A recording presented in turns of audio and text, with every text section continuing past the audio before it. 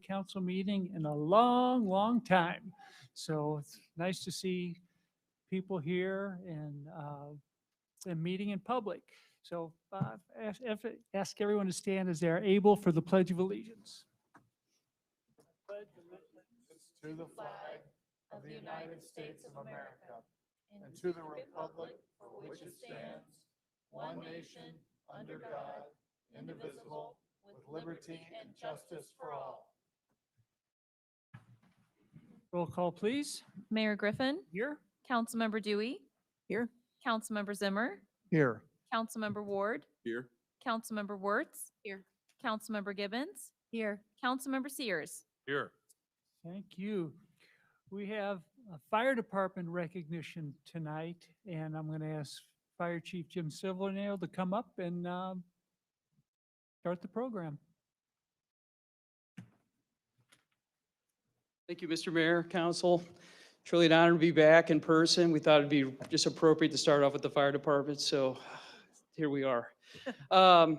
Thank you very much for this opportunity to recognize one of our own citizens this evening. This goes back to March. And before I start, I want to introduce, I also have some help here with Assistant Chief Zeitz and Captain John Thomas Wiley. If you guys would come up, please, to help me. This was a report that I received from Captain Wiley back in April. Of course, we wanted to wait till we were in person, but this is the report. Captain Wiley was the first new company officer on this fire that occurred on March the 27th. On Saturday, March 27, 2021, at approximately 00:29 hours, Kirkwood units responded for a call, residential first alarm. While en route, crews were updated the call was a working house fire. Upon arrival, crews found a working house fire with the kitchen well involved. When the first unit on the scene arrived, they were advised that all civilians were out of the residence. At this time, the crew is not aware of the actions that happened prior to their arrival. The fire was extinguished, and during the call, one patient was transported. During the investigation is where I found out about the actions of the neighbor, Chris Gleason.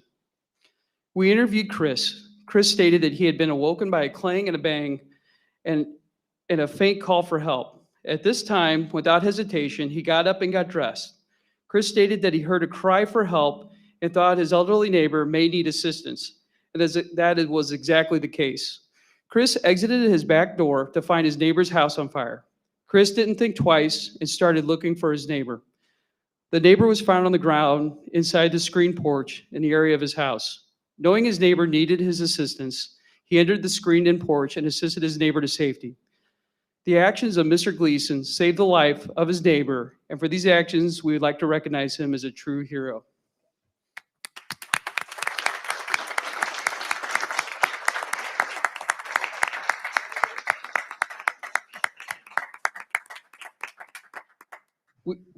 Not only do we have Mr. Gleason here tonight, but we also have Mr. Sutter, who Chris pulled out of his house with his family here this evening. So we'd like to recognize them as well.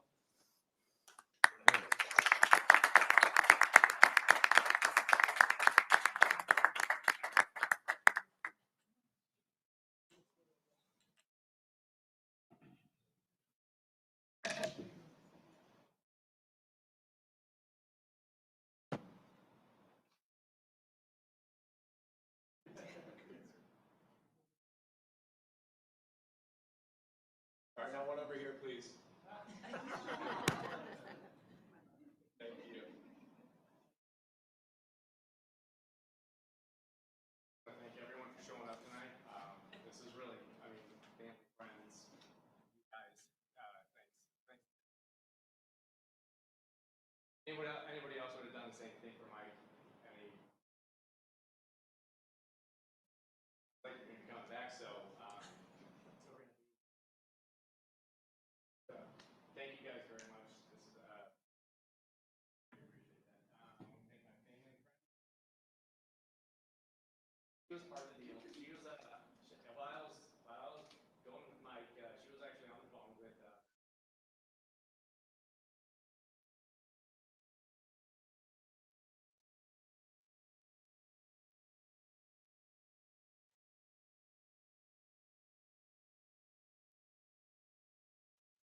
Oh, great. and one more thing, if my mom and dad are watching, hi mom, hi dad. Well done.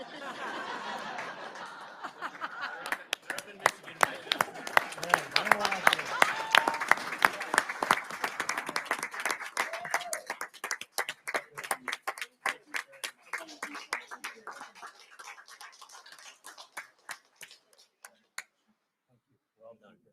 you.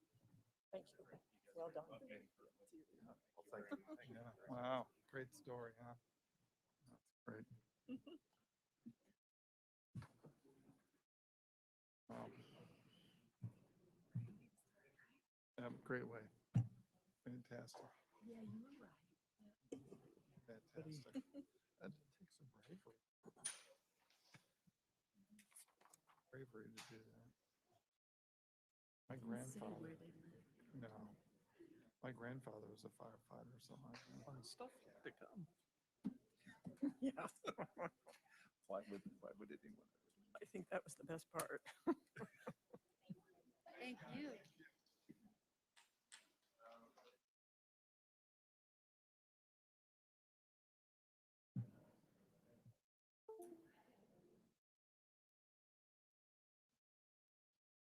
All right, we have one public hearing tonight, which is a request for a special use permit amendment and site plan amendment to enclose the canopy for additional showroom office use and enclose the rear area north of the service reception area at 1025 Manchester Road, Lufuse Toyota. Mr. Hessel, do you wish to enter any exhibits into the record? I really don't want to follow what we just witnessed, but I will.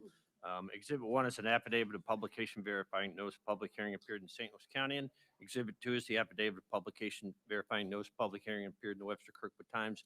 Exhibit 3 is a list of property owners to whom notice of this hearing has been sent. Exhibit 4 is a viewer map showing the property that's subject to the public hearing as well as the surrounding properties. Exhibit 5 is a report of the Planning and Zoning Commission dated June 3, 2021, in which after a presentation by staff and Lufuse Toyota for a special use permit amendment and site plan amendment to enclose the canopy for additional showroom office use and enclose the rear area north of the service reception area at 10725 Manchester Road. The commission recommended approval subject to conditions contained in the staff memo dated June 2, 2021. And Exhibit 6 is the staff memo dated June 2, 2021. And Exhibit 7 is the Code of Ordinances of the City of Kirkwood. Thank you, John. Mr. Hawes, who will present this to the city council? That would be City Planner 2, Amy Lowry.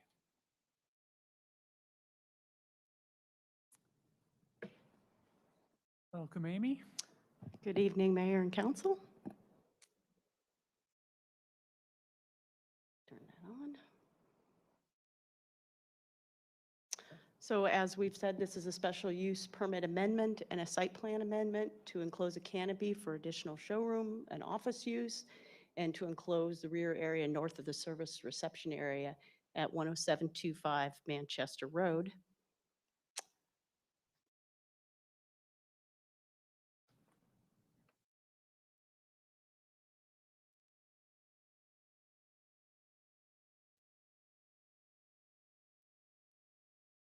Sorry, I got to get a connection here.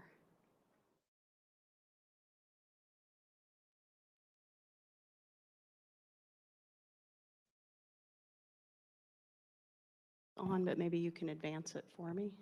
Does that work?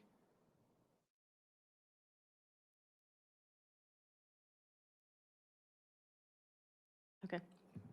So this is the site, which is at the corner of Kirkwood Road and Manchester. And it's about a 3-acre site right here. And the Lufuse also owns this about less than an acre site right here. There's some site photos from a nice sunny day. This is the front of the showroom where there's an overhang on the canopy that they want to enclose. So this is some views of that canopy. Next one, thank you.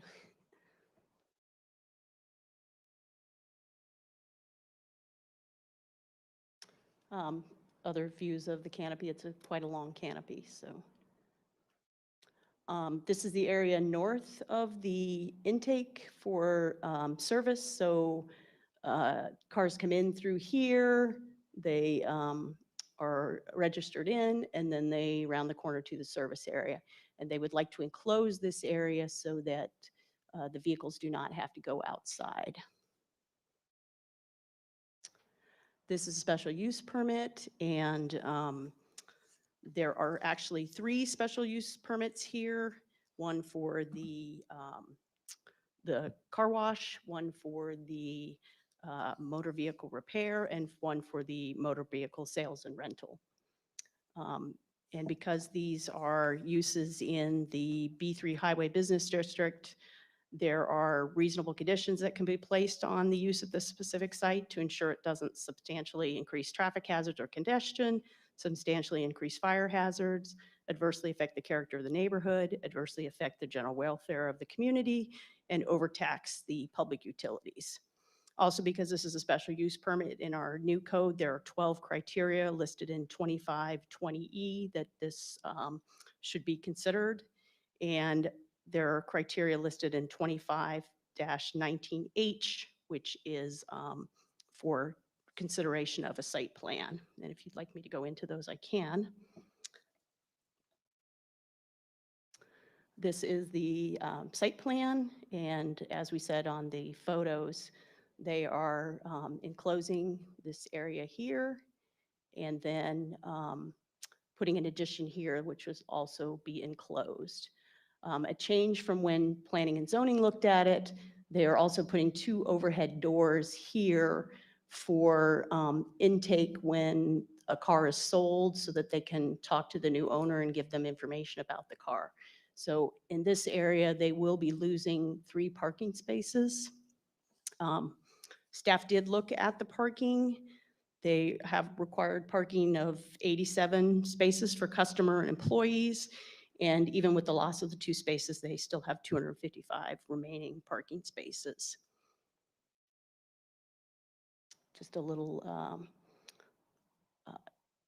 zoom in on the storefront area and the overhead doors, and then on the new addition in the north.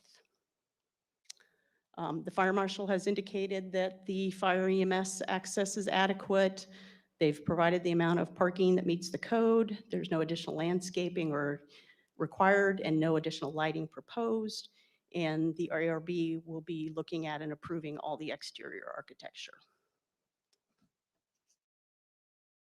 So we're here at the public hearing tonight, and then we will have first reading and second reading of the ordinance. If you have any questions, I'm available, and the applicant is also available here to answer any questions. Before we go to questions, does the applicant wish to add anything to the presentation? We'll leave you available for questions. You don't have to, but it's up to you. Okay. Very good. Thank you very much. Questions from the council?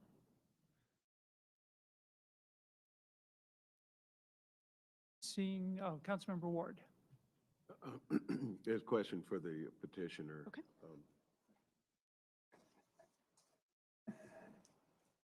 I know right now it appears you're suffering the same as almost all auto dealers in terms of inventory on site. But it appears to me that you've historically had a considerable amount of overflow automobiles that you can't keep there. Could you give us some sense of what that number looks like? And where do you currently, where do you propose to go with overflow automobiles in inventory? They've had overflow lots in various places, and they rent spaces here, there, and everywhere. And I'm not sure what their current locations are set up as. I don't necessarily participate in that. I'm their architect, so I don't know their internal operations of what they're doing. But they've got multiple, as you know, multiple dealerships all over the county and in different communities. So they've got the ability to spread their inventory out amongst their other dealerships should they need to. Okay. And in terms of delivery, offloading and onloading of transports, do you have adequate? They do. That does not anticipate changing from this, what we have here. Yeah, we've had some dealerships that have been known to use Manchester Road to offload and onload transporters, and I'm just wondering if that's going to be it. I don't know how they currently do it. I haven't heard of any incidences or situations that have been typically, and I'm not sure how Toyota does, but a lot of them, they bring them in the evening hours way late or in the early morning hours. And they can get into the lot and have pretty free access. That one site plan, if you saw the trucks that were depicted on there, that was actually done for the fire department so they could show that a full-size truck can pull back through there. So the same thing can happen with the transports. Okay, all right, thank you. Anything else from council? Do we have any citizens here wishing to speak? Mayor and council, I do not have any citizens. Thank you, David. All right, well, anything final? Okay. Thank you. With that, this public hearing is closed, and this item will be on our new business agenda for July 15th. Thank you very much. Thank you. Appreciate it.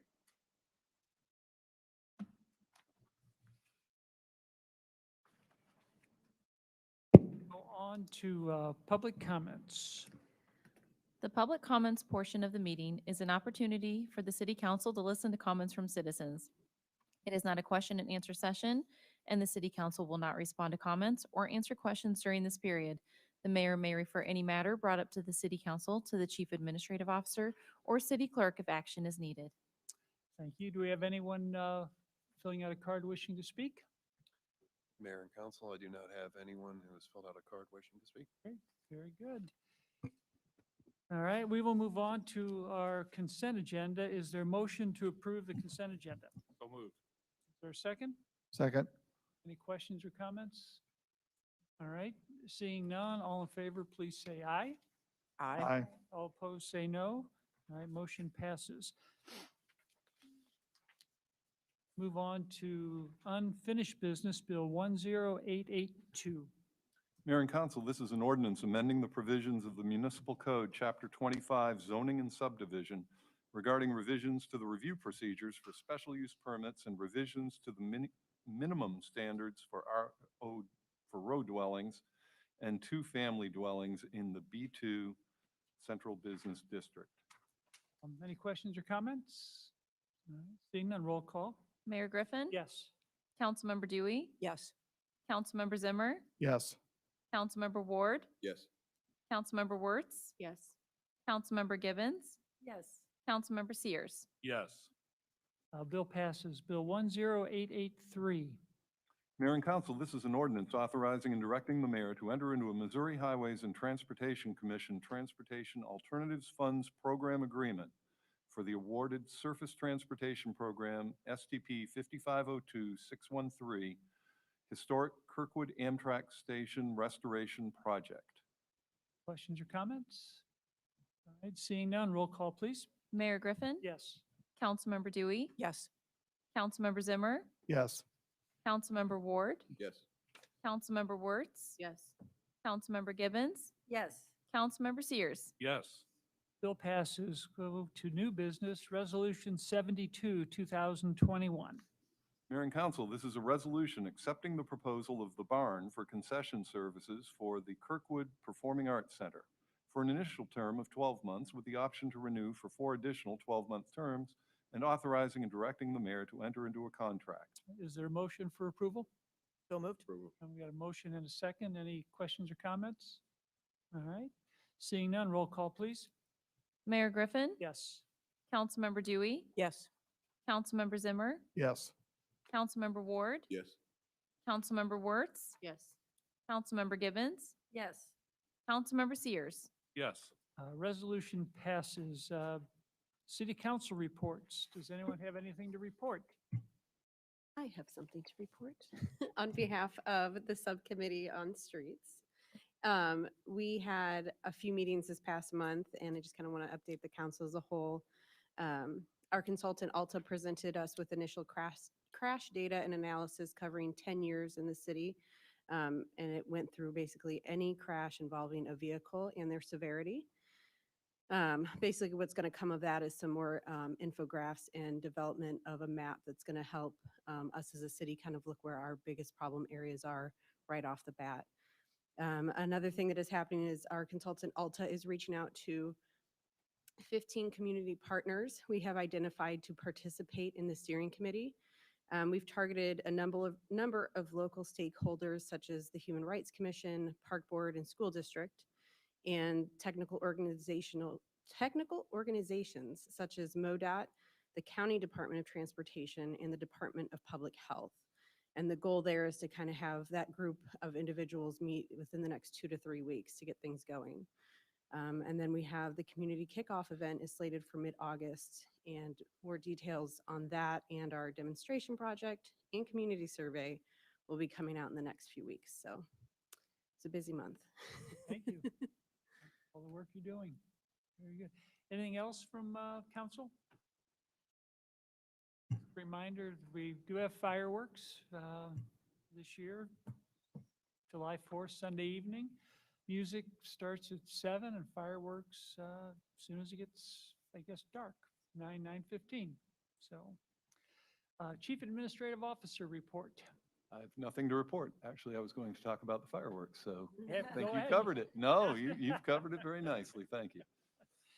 City Attorney report. Nothing to report. City Clerk report. I have nothing to report. Wow, okay. Takes care of that.